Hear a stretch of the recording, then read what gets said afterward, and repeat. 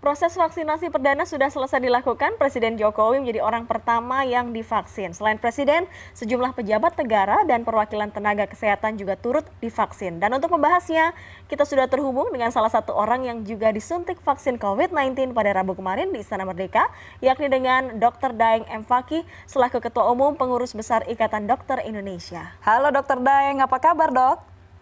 Baik, alhamdulillah sehat-sehat. Wah, ini sudah mengikuti kemarin ya proses penyuntikan vaksinasi perdana di Istana bersama Presiden. Bisa diceritakan dok pengalamannya dan juga prosesnya untuk mengikuti vaksinasi perdana kemarin?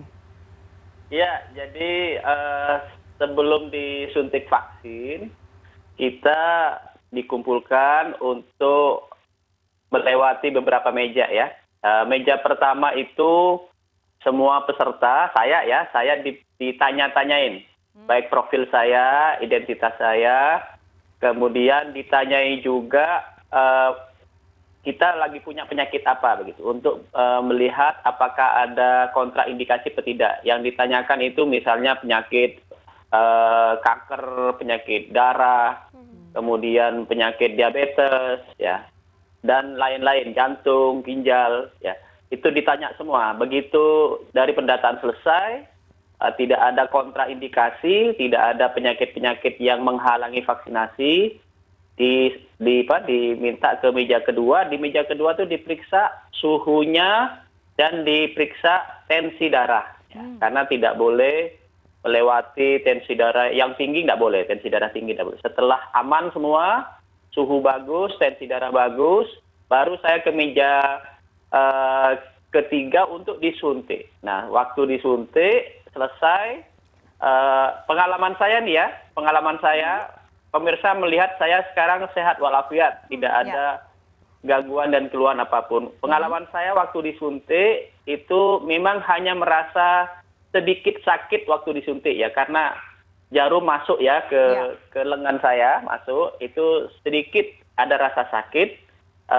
Kemudian saya mendapatkan kartu nih, kartu. Wow, itu kasih kartu ya, bahwa bukti sudah dinyatakan disuntik. Oke. Setelah mendapatkan kartu, saya diminta ke meja terakhir, meja keempat, untuk mendapatkan semacam informasi tentang harus diobservasi 30 menit, kemudian informasi nanti suntik kedua kapan. Nah, di kartu ini dijelaskan semua. Saya suntik kedua nanti di tanggal 27 Januari. Nah, karena kan suntik kedua itu 14 hari setelah suntik pertama. Nah, yang saya rasakan selama nunggu 30 menit ya, itu selain tadi saat suntik ada sedikit rasa sakit karena jarumnya kecil sekali.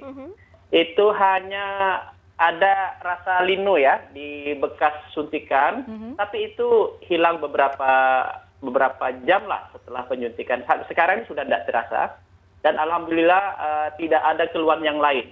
Saya lihat juga kawan-kawan yang disuntik karena nunggunya satu ruangan sambil jaga jarak, itu tidak ada keluhan-keluhan yang sangat berarti. Jadi masih tetap bercengkrama gitu sambil berdiskusi. Dokter Daeng, boleh diceritakan nggak isi dari kartu itu apa saja? Apakah itu untuk memonitoring kegiatan dari peserta vaksin atau bagaimana dok? Isinya apa aja? Iya, isinya boleh saya bacakan boleh, ya? Boleh. Sebelah luarnya, ini sebelah dalamnya. Ya. Ini isinya tentang data kependudukan ya, data NIK saya, nomornya, kemudian namanya, alamat, ya, kemudian jenis kelamin, ya, kemudian lokasi vaksinasi, ya, ini ditulis istana karena kondisi di istana. Kemudian status pemberian imunisasi atau vaksin, ya, dosisnya berapa yang diberikan, tanggalnya berapa, kemudian nomor bed vaksinnya dicatat. Jadi memang bukan hanya diberikan seperti apa, tapi nomor bednya per orang itu dicatat karena nanti datanya masuk. Per nomor bednya juga dimasuk, itu untuk menelusuri nanti. Kemudian yang melakukan vaksinasi, dokternya ditulis di sini. Di sini tertulis Dr. Adrian, spesialis penyakit dalam. Kebetulan Dr. Adrian spesialis penyakit dalam. Kemudian rencana penyuntikan yang kedua. Di sini ditulis tanggal dan jamnya. Tanggal 27 Januari jam 10.05 ya. Itu yang kemudian tempat untuk yang kedua, karena saya suntik pertama kebetulan di istana, ini kebetulan karena sebagai contoh saya diminta untuk suntik kedua itu di klinik Husada Setia Waspada, kliniknya Pas Pampres ya, kliniknya Pas Pampres. Jadi itu isinya. Mungkin tidak terlalu terbaca jelas ya kalau di ini saya sudah bacakan mulai dari profil, kemudian nomor kontak, alamat, kemudian pemberian status pemberian vaksinasinya. Mulai dari dosisnya, tanggalnya, nomor bed vaksinnya. Jadi memang asli ini enggak bohong-bohongan yang disuntikan, nomor bednya juga ada. Gitu. Ada terdata semua begitu ya Dokter Daeng ya? Terdata semua dan itu masuk ke data record yang secara nasional dimasukkan. Nomor bednya vaksin itu setiap vaksin ada nomor bed dan ini dituliskan. Jadi memang vaksin yang disuntikan ke kami semua. Oke, lalu dokter untuk nanti proses penyuntikan vaksinasi yang kedua, apa saja yang harus dipersiapkan dan apakah kartu yang tadi barusan Dokter Daeng tunjukkan itu juga harus dibawa serta nanti ketika proses penyuntikan vaksinasi yang kedua? Iya, harus dibawa. Kartu ini harus dibawa karena untuk mencocokkan benar enggak sudah divaksin yang pertama, nomor bed vaksin pertama berapa, nanti di kartu ini diperintahkan suntik yang kedua kalinya kapan, benar nggak? Karena kan harus 14 hari. Jadi dicek supaya tidak ngaku-ngaku, ini saya sudah mau vaksin yang kedua, padahal yang pertama mungkin belum ya. Nah ini bukti yang pertama sudah disuntik dan bukti bahwa suntik yang kedua itu dilakukan tanggal sekian. Dan agak rinci ini diarahkan ke tempat tertentu supaya barangkali pelayanan menjadi lebih baik. Oke. Dok, kalau kita lihat vaksinasi pertama kemarin diawali oleh Presiden Jokowi, kemudian juga ada Dokter Daeng dan beberapa tokoh lainnya. Kalau Dokter Daeng sendiri dari IDI melihat kesiapan dari pemerintah, baik pemerintah pusat maupun pemerintah daerah, bagaimana untuk menyelenggarakan vaksinasi? Karena yang divaksin ini seluruh rakyat Indonesia dengan syarat-syarat tertentu dan tahap pertama adalah tenaga kesehatan yang diprioritaskan. Ya, tenaga kesehatan plus pelayan publik ya, mungkin sekitar berapa juta itu? Mungkin 5 jutaan kali ya. Kalau tenaga kesehatan kan 1,3 juta. Semasa tenaga kesehatan dan pelayanan publik mungkin tidak terlalu ribet ya, karena volumenya tidak seberapa banyak. Kita ingat pengalaman kita ini hampir tiap tahun mungkin malah. Ada namanya Pekan Imunisasi Nasional. Nah, itu sudah kawan-kawan di bawah sudah terlatih melaksanakan itu. Ya, jadi targetnya kalau nggak keliru itu tiap tahun sekitar 5 jutaan ya, 5 jutaan lebih lah ya. Targetnya sekitar 5 jutaan itu selesai dalam waktu 1 minggu karena Pekan Imunisasi Nasional. Tetapi memang COVID ini sedikit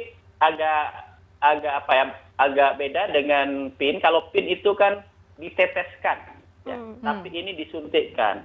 Akan tetapi metode penyuntikan itu bagi teman-teman di lapangan, ya di rumah sakit, di puskesmas, itu sebuah metode yang tidak asing gitu dan tidak sulit. Menyuntikkan di lengan itu, tenaga kesehatan itu sudah tahu keterampilan itu bukan keterampilan yang sulit. Nah, tinggal sekarang yang paling penting adalah distribusi vaksinnya. Karena distribusi vaksin ini tidak sama dengan distribusi obat biasa. Dia harus melalui rantai dingin atau cold chain. Yang kita ingat itu sebenarnya distribusinya bukan hanya sekedar dari pusat ke masing-masing provinsi. Pengalaman saya waktu jadi kepala puskesmas ya, itu distribusi vaksin ya harus sampai dari pusat ke provinsi, kemudian dari provinsi ke kabupaten. Nah, dari kabupaten ini harus nyampe ke puskesmas.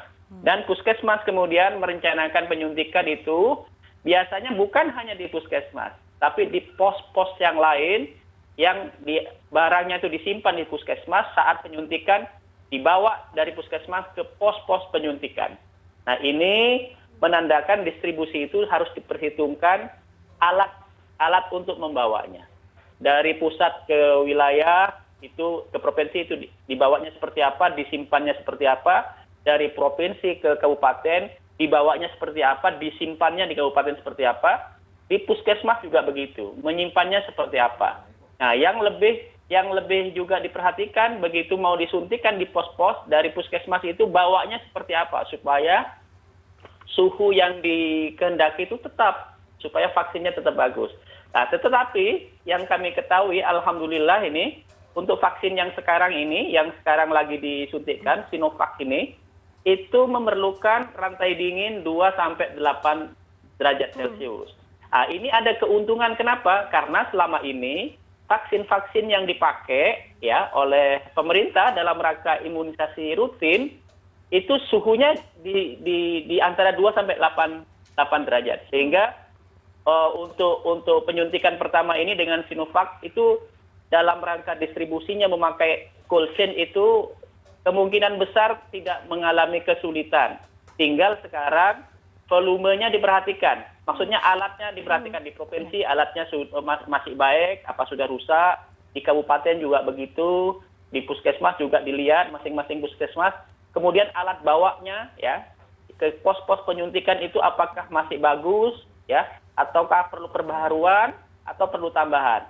Mungkin hanya seperti itu karena kebetulan suhunya ini hampir sama atau sama dengan imunisasi rutin yang selama ini dikerjakan di puskesmas malah di posyandu. Jadi keuntungannya di imunisasi pertama atau vaksinasi pertama ini seperti ini. Ya, berarti memang infrastruktur dan juga ketersediaan alat-alat penunjang untuk menjaga kualitas vaksin ini menjadi salah satu hal yang harus diperhatikan, begitu ya, Dokter? Betul. Ya. Karena kita harus jaga vaksin itu supaya baik, tetap berada pada suhu yang dikehendaki. Oke. Lalu dokter ini selain ketersediaan alat-alat dan juga fasilitas begitu ya yang akan digunakan untuk proses vaksinasi, tantangan yang harus dan masih ada di masyarakat ini adalah terkait skeptisisme. Dokter, kita tahu bahwa masih ada masyarakat yang skeptis begitu dengan vaksin COVID-19 ini dan memilih katakanlah untuk tidak mau divaksin dulu gitu. Lalu apa yang terjadi ini dokter jika ada golongan atau kelompok masyarakat yang sudah divaksin dan tapi ada yang tidak divaksin juga. Ini seperti apa? Akan ada efeknya nanti ke depannya, dokter? Ya, kami melihat Ikatan Dokter Indonesia melihat ada 3 alasan kawan-kawan, saudara-saudara kita yang masih ragu atau menolak. Ada 3 alasan yang kami tangkap, tiga kelompok alasan. Yang pertama, ada yang dengan alasan logis, ya. Memang alasannya logis, kenapa dia ragu dan menolak.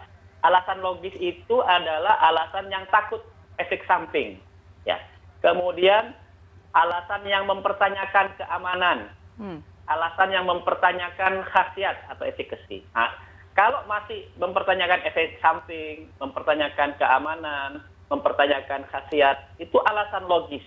Nah, yang alasan logis ini sebenarnya gampang kita yakinkan dengan penjelasan-penjelasan secara ilmiah dari hasil penelitian. Mungkin saudara-saudara kita yang punya alasan logis ini tidak cukup mendapatkan informasi tentang hasil penelitian uji klinis, kemudian dasar-dasar ilmiahnya. Yang alasan logis ini masih gampang kita berikan penjelasan. Tapi ada kelompok yang menolak karena asumsi-asumsi ya. Karena dia mendapatkan informasi-informasi hoax yang sumbernya itu mungkin tidak kredibel ya. Hanya opini-opini, tidak berdasarkan keilmuan. Ya, banyak opini-opini kan di masyarakat ini. Dokter pun kadang-kadang tenaga kesehatan memberikan opini. Profesor pun guru besar kadang-kadang memberikan opini. Bahkan orang-orang di luar kesehatan juga ikut memberikan opini. Nah, masyarakat kadang-kadang percaya. Padahal opini itu menurut keilmuan kesehatan atau ilmu kedokteran itu tidak bisa dijadikan dasar ilmiah. Dasar ilmiah itu hanya bisa diberikan dengan penelitian. Dan tingkat penelitiannya pun itu yang tingkatnya meta-analisis. Ya, meta-analisis. Jadi tingkat keterbuktian ilmiahnya paling tinggi. Nah, ini yang seharusnya dimengerti masyarakat. Opini para ahli, profesor sekalipun, itu tidak bisa menjadi bukti ilmiah. Ini yang Baik. harus diperhatikan masyarakat. Yang kedua yang paling sulit keraguan karena dasarnya misalnya nasionalisme ya. Saya kalau bukan vaksin ini tidak pakai. Itu betul ya. Tetapi dalam kondisi darurat kalau vaksin yang kita buat belum ada hasilnya untuk mengatasi darurat mungkin tidak harus menunggu yang kita peroleh sendiri, kecuali nanti suatu saat berjalan ada yang sudah diproduksi oleh kita sendiri, ya, itu tidak masalah. Jadi yang kita lakukan adalah mengatasi daruratnya dulu. Tapi yang juga selain alasan nasionalisme, alasan keyakinan, ini memang yang agak sulit kita lakukan. Baik. Harapan kita masih banyak yang alasan logis. Gitu. Ya. Baik. Terima kasih Dr. Daeng memberikan pengalamannya ketika vaksinasi pertama bersama Presiden kemarin dan juga pesan-pesannya kepada beberapa elemen masyarakat yang punya pendapat berbeda-beda soal vaksin. Terima kasih Dr. Daeng M. Fakih, Ketua Umum Pengurus Besar Ikatan Dokter Indonesia sudah bergabung bersama kami pada siang hari ini.